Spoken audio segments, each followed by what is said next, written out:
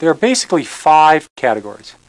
1 would be fast growers, 2 would be slow growers, 3 would be cyclicals, 4 would be asset plays, and the 5th one would be turnarounds.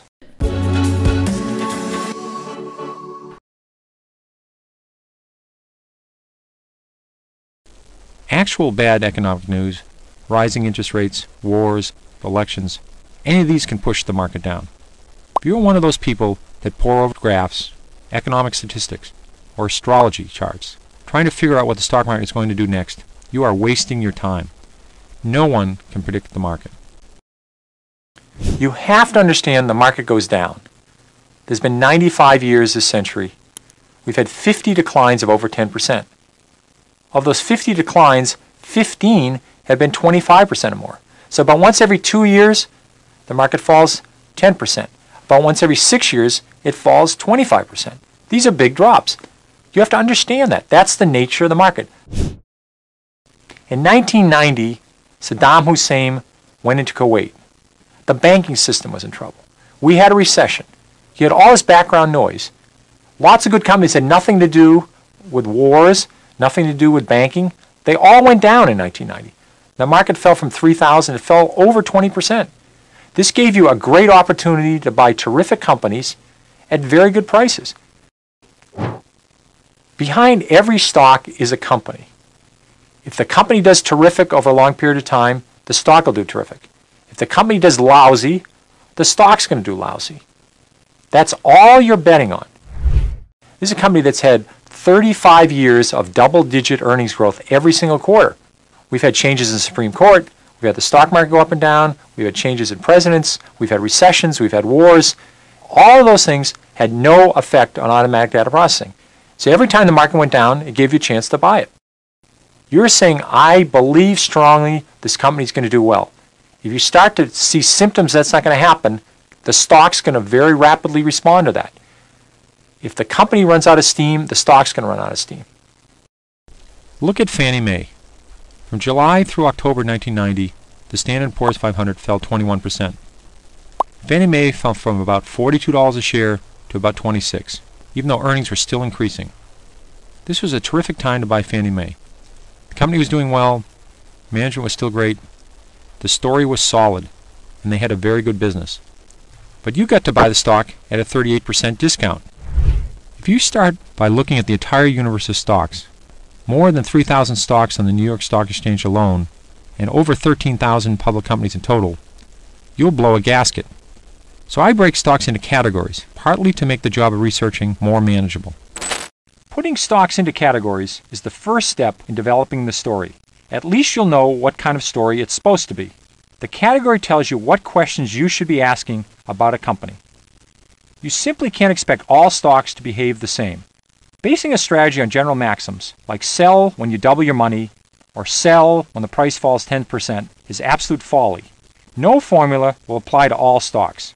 Different stocks behave differently, so they require different approaches, different expectations, and different kinds of stories. Suppose you've made a 50% gain on 2 companies.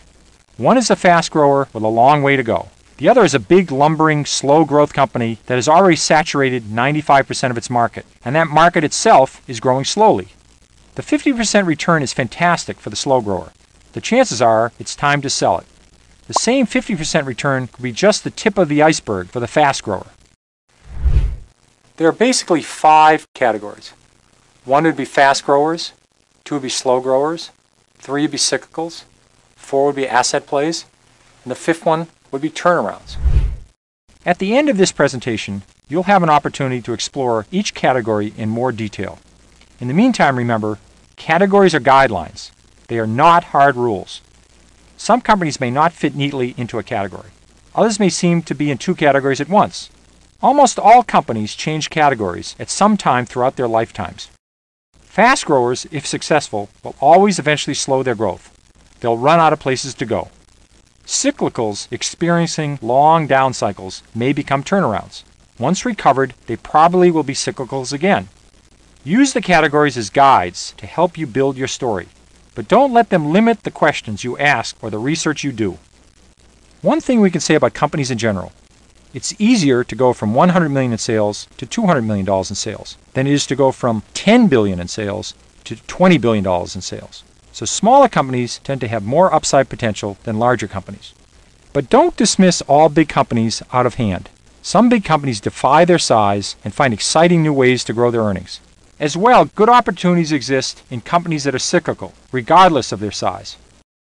When most people think about investing in the stock market, they dream about investing in a fast grower, a company that is growing at over 25% a year. At 25% a year, a company's profits will double in 3. They quadruple in 6. They go up 8-fold in 9 years. That's how you get a huge stock in a decade. There's not a lot of these, but they're very powerful. And the best part is, you don't have to catch them just as they're taking off.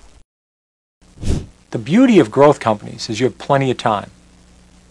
If they're going to grow for 5, 10, 20, 30 years, you don't have to be there the first year or the second year. You could have bought Walmart 10 years after they went public and made 30 times your money. What makes a company grow earnings so quickly? Either it is a rapidly growing industry, or it's a rapidly growing company in a slow growth industry. Rapid revenue growth and rapid earnings growth are the hallmarks of a fast grower. But you just can't buy any stock with hot earnings and hot sales. You have to check the balance sheet and make sure the company can keep growing.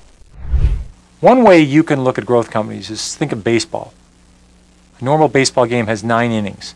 You should look at a growth company and say, I don't want to buy it when they're in the first inning. I want to buy it when they're in the second or third inning. They've got the formula right. They've got lots of room to go. So you want to say to yourself, this is a company that's very early in its cycle, like a McDonald's when they're only in a few stores, or limited when they're only in 100 stores. And they had lots of malls to go to. Microsoft was a company you could have bought 3 years after it went public and made over 20 times your money. Sales and earnings were growing at several times the rate of the companies in the S&P 500 in an industry that was exploding by leaps and bounds. And it had a lot of potential both overseas and domestically. This was only the beginning of a 15 to 20 year growth cycle. You had plenty of time to get involved. There was this amazing company called Superior Industries. I think the stock went up over 100-fold. They were very good at making aluminum wheels. A lot of car companies went to aluminum wheels. The industry for autos wasn't growing. Aluminum wheels were growing dramatically, and they were the best at it. The fast growers get all the attention in the media. But there's nothing wrong with slow-growing stock, provided you get it at a very decent price. Somebody would say to you, I'm going to sell you a business for $100,000, and they're earning $50,000 a year. You say, what's the bad news? Let's say the bad news is the earnings are never going to grow. They earn $50,000 a year forever. So this is a price earnings multiple of 2. You pay $100,000 for $50,000 of earnings, but they're never going to grow. You say, I don't care. I'm going to get a $50,000 return every year. In 2 years, I get all my money back, and then I'm going to make $50,000 a year on my $100,000 investment forever. So sometimes, even if a company has a very low growth rate in earnings, if the stock is selling at the right price, it may still be a very good deal. A slow to moderate grower will have earnings growth of 3 to 15% a year. One company that I was very lucky with was Service Corp International. It's a funeral home company that bought up local family funeral homes, a very steady business. Service Corp could grow earnings at 15% a year when I owned it with very little problems. A slow grower that turns into a no-grower is a very bad news situation. So when you start researching the stock, look for these signs. Steady earnings growth. You can find annual earnings growth rates in the research section, as well as estimates for the coming year. Rising dividends. Companies that raise their dividends each year have to have the earnings to do so. A rising dividend is normally a good sign for a stock. Room to keep growing. You want slow growers to go on forever. That's one reason I like Service Corp International so much. This was a great stock for me in the 1980s. At that point, it had a long way to go. Cyclical companies rise and fall with the economy. Typically, they make expensive big-ticket items that people buy when the economy is good. Things like houses, cars, and furniture.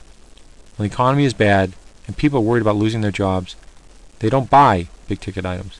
They're too broke or too scared that they will go broke. Don't try to time a cyclical stock if you don't have intimate knowledge of the business, if you don't have an investor's edge. Everyone on Wall Street tries to time cyclical stocks too. Because the stock market looks forward, you could be left with a sinking stock even though the company's earnings are terrific. You make your best money in a cyclical when earnings go from rotten to mediocre, or from mediocre to pretty good. The danger point is when earnings go from great to spectacular. Somewhere between these 2 points, Wall Street will figure out there's only one way to go, and that's for profits to go down some point in the future. Just don't buy in the hope. Wait for things to get better. Prices to get better, capacity to shrink, inventories to go down, scrap prices to get better. Something ought to be happening. So you just want to wait for something really to happen, and then when it happens, it's going to be big. Let's take a look at Chrysler. In 1990, the company was selling for $10 a share. The economy was lousy. People were talking about Chrysler going out of business. But guess what? The economy came back. Everyone's old car was falling apart. As people made more money, they started buying new cars. And because Chrysler had great products, the minivan, the Jeep, and its first new full-size truck in 20 years, the stock was big. And in addition, very importantly, the balance sheet was decent in 1990. This was not a company about to go bankrupt. If it's a cyclical, you're hoping for a dramatic turnaround in earnings. It's going to happen over 2 or 3 years. Earnings are going to go from a loss to a huge profit. Stock's going to go up and you're going to get out. Make sure you're picking a strong company that can survive when the cycle goes down. That means good cash flow and low debt. If its cash flow is spotty or its debt is high, when the downturn comes, the company faces the danger of going bankrupt. Turnarounds. These are stocks that are battered down, or they're hated companies, or they've been forgotten about. They're depressed in price. But you have determined some one thing or a few things that have the potential for reversing this company's fortunes, independent of the industry getting better or the economy getting better. You always have to do a balance sheet check on any company. This includes turnarounds. Do they have enough cash to make it through the next 12 months, the next 24 months? Do they have a lot of debt that's due right now? These are important questions to answer. Make sure you understand and believe in the plan to restore corporate profits. It's all internal. They're doing something, either new product, new management, cutting costs, getting rid of something inside the company that allows them to improve themselves. Lots of turnarounds never happen, but a few winners can make up for lots of losers. What's important is to wait for the actual evidence of the turnaround occurring, not just the symptoms. The turnaround, you had plenty of time. So just don't buy on the hope. Wait for the reality. Turnarounds are so big, it's worth waiting to get some real evidence. S.S. Kresge was a company going nowhere, in real trouble. They invented the Kmart formula. They rolled it out across the country. The stock went up over 50-fold. Kmart became a massive stock. Sometimes 2 and 2 equals 8. How could this be? Because a company has a hidden asset that isn't reflected in the stock price. When Wall Street wakes up to the hidden assets, the stock could be terrific. Want a great example? Let's look at Disney. Walt Disney is an example of an asset play. After they'd opened up Disney World and after they'd opened up Epcot, the company's growth rate sort of slowed down. They weren't growing very fast. And then they discovered there was a lot of assets inside the company. There was the name Walt Disney. They started the Disney Channel. They started selling things that they sold at Disney World and at Disneyland. They started selling them everywhere. They used their licenses for Mickey Mouse and all their characters. Made a fortune on that. These are on the books for nothing. The company was loaded with assets. In addition, they had all that land inside of Disney World, and everybody had hotels outside of Disney World. They decided to use their land inside to develop more parks, and then even have other companies come in. These companies paid their money to build inside of Epcot or inside of areas of Disney World. So what are hidden assets? Many companies, particularly old-line companies that have been around 20, 40, 50, 100 years or more, have real estate holdings whose true market value is not reflected on the balance sheet in the annual report. In many cases, the hidden asset is the company's name and its reputation. Disney is one example of a company with a great name. So is Coca-Cola. That name can be a huge asset when the company rolls out a new product. This name is carried at little or no value on the balance sheet, whereas it is incredibly valuable. Companies like Intel and AT&T not only make great products, but they have numerous patents for these great products. As long as they have those patents, no one can make the exact same product. That's a tremendous aid in any business.